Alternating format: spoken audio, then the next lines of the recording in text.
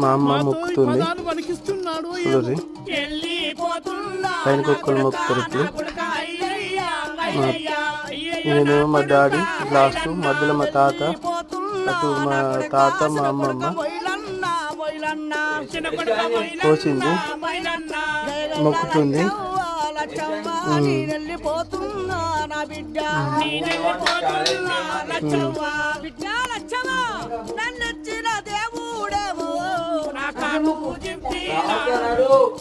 మా నానమ్మ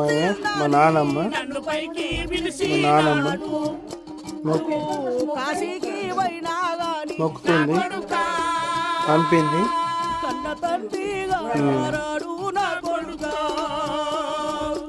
ఏ తీర్థము తిరిగిన కన్న తండ్రి తిరిగి రాడు నా బిడ్డ.